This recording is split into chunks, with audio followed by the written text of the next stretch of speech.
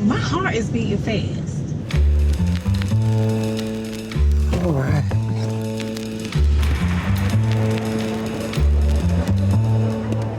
In 1993, I was 23 years old. I really didn't have an understanding of what the real world was. This is the true story. But then they were running a marathon. This is totally insane. And that's when I saw what this show was all about. Did you identify with anyone in the first real world we had? I think Kevin and Julie, they had it all the time because they had different views. I'm that way as he is. Will you listen? When I have a way that I feel, I stick with it. I don't change it for anybody. Get my hat and don't crush it. I didn't have a plan for my life, but I was acting, modeling, singing. I was always going to make it in the entertainment field. Okay, house. Let me try to remember what this looks like. Coming back into this house, I'm definitely a little nervous. Don't do that! I've made a decision. I'm going to terminate the pregnancy.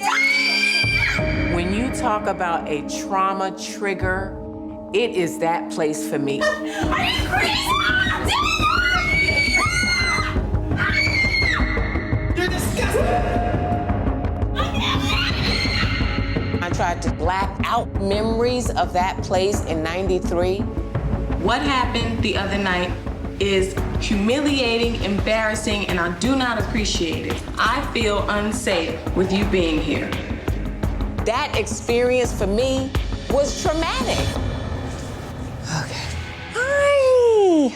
Let me practice that. Because I can come off a little more like, hey, and I want them to feel that I'm happy to be here. Hi. Oh my God. So excited to see you.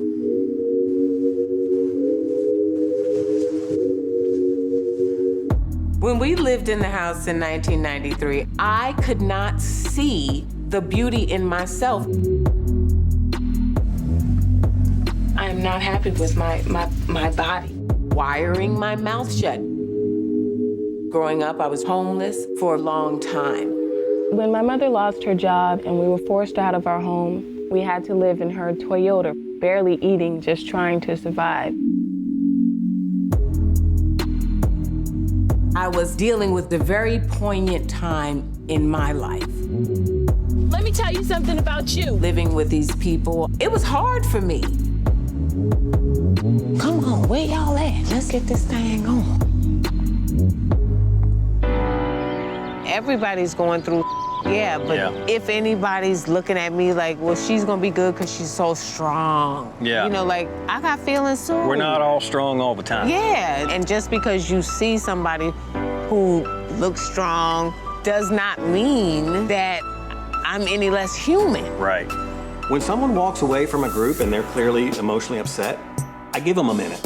And what that communicated to Tami was, nobody else cares about what I'm going through. But the truth of the matter is, I cared deeply about what she was going through. And it's just kind of like, well, damn, nobody's gonna stick up for me. Yeah. And the two people who got up and came to talk to me don't even know me. Beth and Glenn. Right. In that moment, it was just about, I'm exposed to the world. Right, and to be brave enough to say that you're experiencing body dysmorphia, things that people don't talk about. I want to acknowledge you were hurt. I was sitting next to you, I absolutely hear you. Thank you. I think that people have to understand that in 1993, Tami did not disclose. Tami was not open enough about what Tami was going through. I wasn't very honest with my body dysmorphia. No matter how I looked to others, I was not happy with myself. Even today, it's a fight for me to just wake up and go, sis, you got it going on. Love yourself. I've made that a part of my mantra, but I'm still working on actually believing it. And so having this conversation, reliving those clips, it was uncomfortable. It made me vulnerable. It was hard for me. My back hurts, so I had to come over here. That feels better. Oh. I thought y'all was cooking up something. I saw y'all whispering in the... Who? Who were y'all talking about? We weren't cooking anything up. Oh, no, I'm not cooking anything up. John. When I pivot away from it, don't just keep agging it on. I'm pouring it on all the bull. No. Okay. I'm agging it on. So what were you talking about? We were talking about some practical jokes that we're not going to share with you. That's true, John. We're not playing practical jokes. We got enough drama without that. But you're still not gonna tell me what you were talking about. I told Beth that when I change the subject, to change the subject with me. So yeah, that's pivot. That's what it was. Pivot. Yeah. Pivot when he pivots. Yeah. Read the room and pivot. I'm a Baptist Republican. I can pivot. See, John, that's that I don't like. You know what that's gonna cause? That's gonna cause everybody to just be like, well, I'm just not gonna say anything. There's no pivot. We're gonna talk through this stuff. And that's what he didn't want to do. I thought we were all here to really have conversations. We all gonna be uncomfortable in this house. We're all gonna have moments. That's why we're here. So when I open up, I wanna be afforded that same type of respect. He's censoring people's thoughts, reactions that will inevitably create dialogue, right? Mm-hmm. Well, then why are we here? It's not easy for me to open up. If you were listening, I shared some real. I understand what you're saying. John and I needed to have a separate discussion that didn't have anything to do with you. The point of this, yes, is when we're all downstairs and we're all together. Yeah. Do that in front of all of us. I think John would like to be a fly on the wall where he can watch everybody else talk about their stuff. And please don't bring up anything that pertains to me. Why does it have to be a sidebar conversation? Yeah. It's because that's where it feels like it's shady and, like manipulative. Do you feel that? Now look, she pivoted. She pivoted. She did. In her mind, she's like, well, how do I answer this? You see what I'm saying? I hold everybody accountable. You go to Beth, and now you're trying to encourage her and stifle her because you're uncomfortable. When she's sitting there too, don't give her no private ass conversation. Put her out there too. Well, we either gonna be real or we not. Huh? Yeah, what? Right.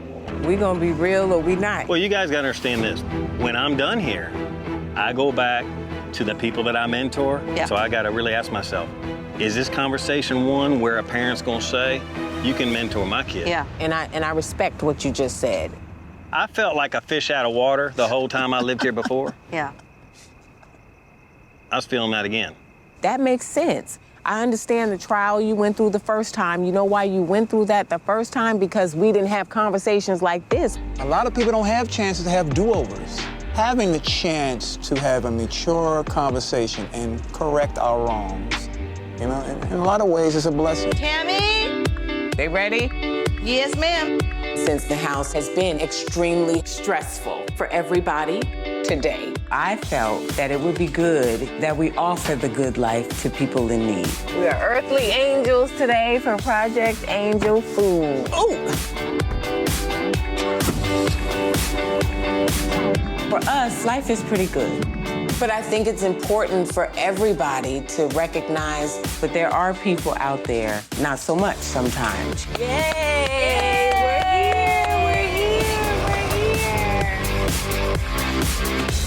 Hi there. Hi. We're so happy to have you all. We're excited. This is great, and we're going to put you to work. Okay. I hope you're okay. Love to work.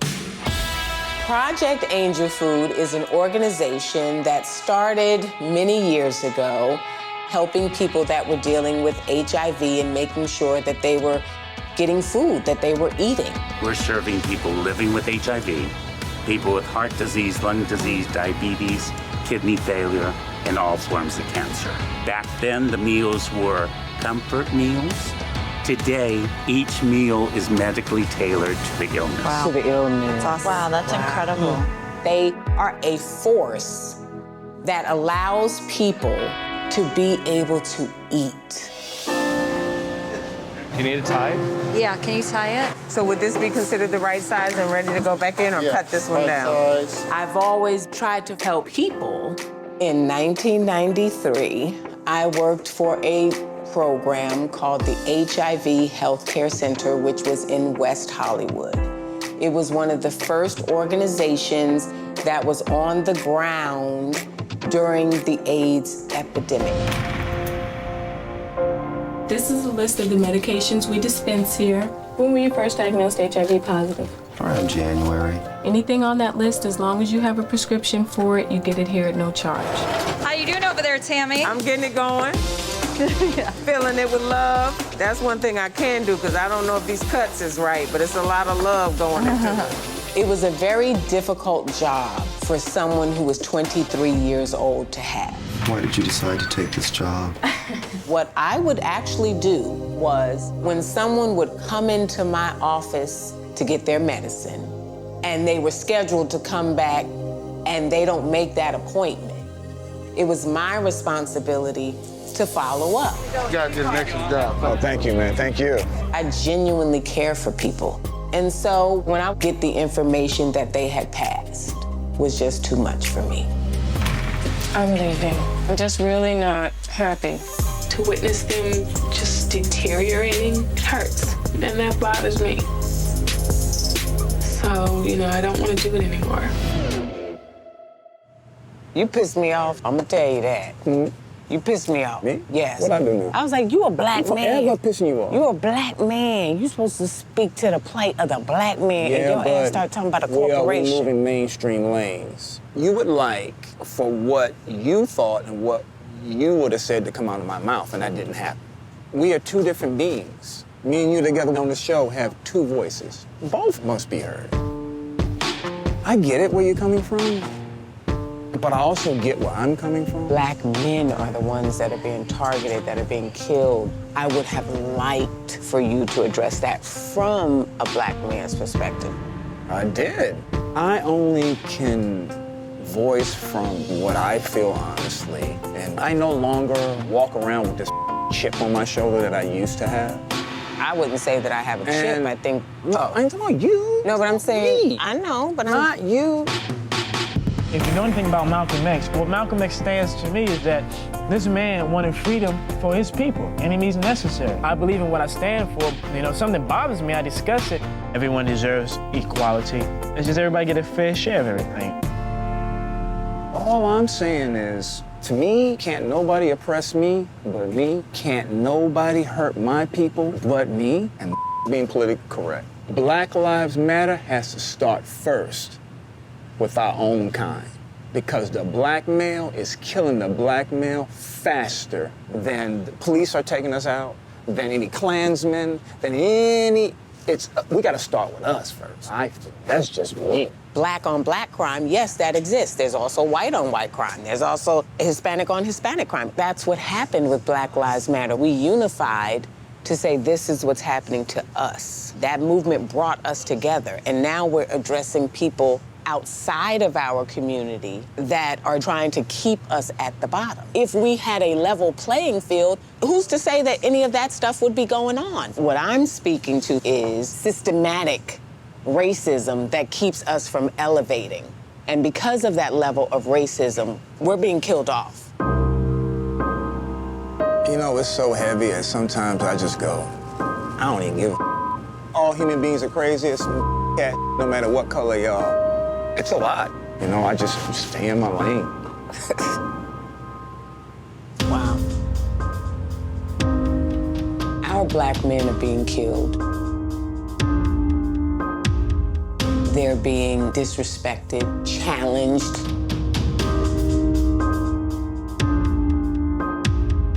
So when you're asked about the Black Lives Matter movement and what that could mean for our culture as a whole, and you say it's about Walmart. Blue Lives Matter, Black Lives Matter. Meanwhile, corporations are having a field day. We can't start talking about corporations until we cover the ground floor.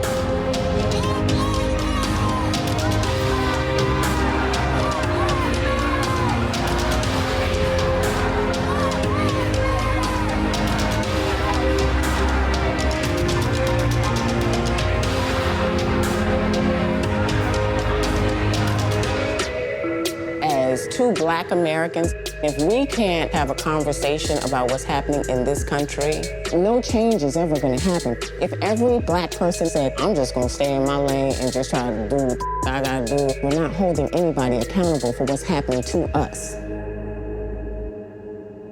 Can you talk a little bit about what, from your perspective, what that responsibility looks like? Everybody holding themselves accountable for the unconscious biases and racist worldview that each one of us has. And because you guys, meaning white people, still are in a position of power in this country, it's up to you to hold other people accountable for their racist worldview. And not white solidarity.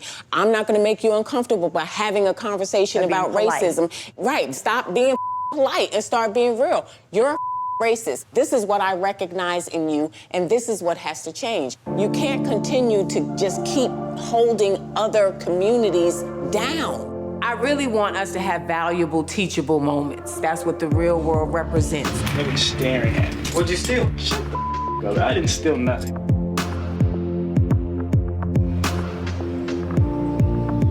What are you gonna do, hit me? Because I'm a Black man, I'm gonna hit you? Get What off do you the know about? white thing. It's I'm a reality. sick of it. We put out our stories in a way that people could take something from it. My uncle won't hire Black people because of their educational background. They tend to be slow. Do not insult me like that, okay? Every colored person I wish was like you. Shut up, put your hands behind your back. The real world became a mirror image of what's happening in society.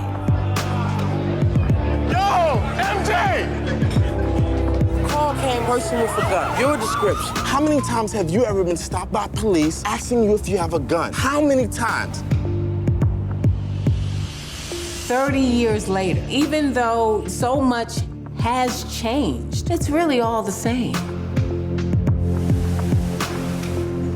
I have to stand up for the people who can't defend themselves. You're talking history, bro. I've been in handcuffs. I've been in the back of police cars because of my skin color. I've never had to deal with that in my life. And I've had to deal with it every day of my life. And that's the difference. You got to speak up when is going wrong. And when you do not speak up, you are complicit with the behavior that is happening.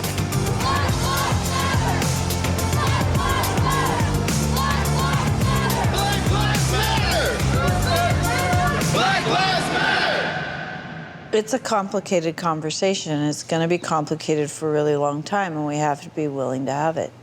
It's time to have it, though. I mean, it's way past time. It's way past time. It needs to start at home. It has to start at home. And that's what I initially said, understanding the part you play and then reaching out to your immediate circle, and then you kind of fan it all the way out, which is the only thing I was doing with David, was trying to hold him accountable in a fight that affects us. I'm witnessing Tami having to hold the line on all these different conversations. She's honest and vulnerable, and it is a hot topic. When you're the only Black person in the conversation, where you have to be the one to explain and educate everyone in the room, is exhausting. You can't play within rules that aren't right.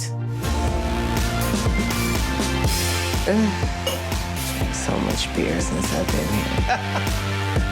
So let's go around and everybody say what they think each person needs to do as we move forward. I'll go first. John.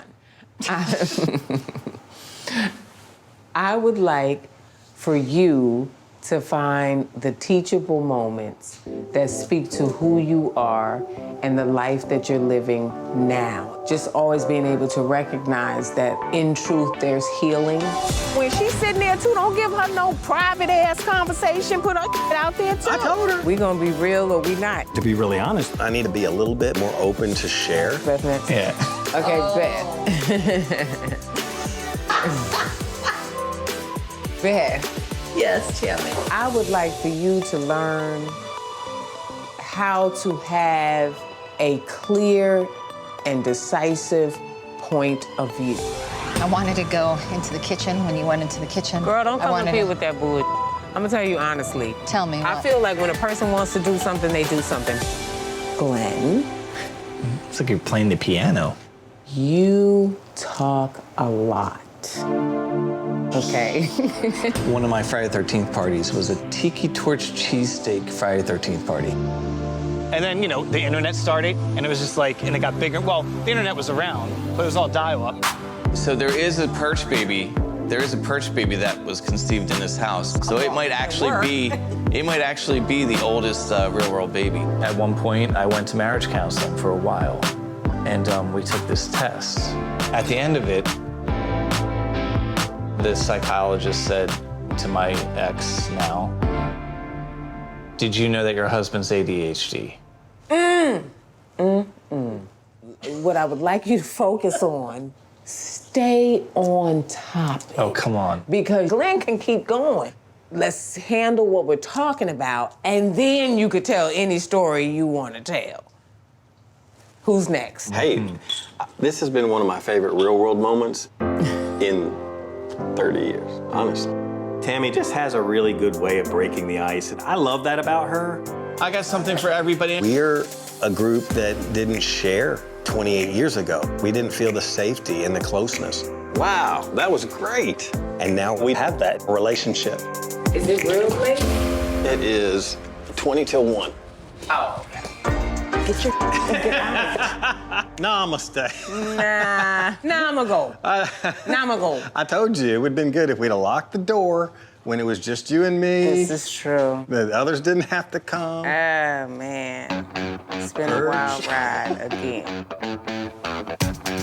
I love you. I love you. Same here. And I'm out. Woo, child. Let me know when the music comes out. I promise. When we did season 2, it was definitely a social experiment that kind of pole vaulted the genre of reality TV as we know it today into existence. Don't lie to me. Embarrassment, man. Just shut up. I didn't do a thing. Just shut your mouth. It's blown out for 3 days and you know it's yours. You think you're the best what's the at first everything. Everything you think you're the best at. You know, shows are geared and skewed towards drama, heightened drama. I have a problem with it. No, What did I do? it's I not put my the- pride it's to not the the side for you. it's not You had that another man person. living in here. It's I have not a problem. that. Everybody else What is the over. Are you delusional? Are you delusional? And that's because LA showed real moments. Don't do that! It was the first time someone was kicked off of the show. We want him to lead. So when I look out and I see the new shows of today, I don't want to hear about your happiness no more, Ray. That hurts my feelings. all the ensembles, You been big! housewives, basketball wives, You caused we laid the groundwork for that. I am proud to have been one of the pioneers of the genre. Babe, I'm coming home. I'll see you shortly. Coming into a situation with 6 other people who don't know anything about you and to hear what they think of you, how they perceive you, can really change you. That's exactly what's happened to me. It's changed me for the better.